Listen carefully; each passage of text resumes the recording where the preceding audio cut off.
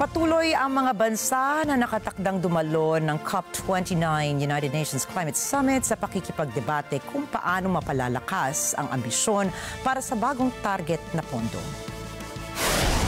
Pangunahing layunin ang pondo na ito ng summit sa Nobyembre para makamit ang taunang target na ibibigay sa mayayamang bansa sa mga mahihirap na bansa laban sa pagbabago ng klima.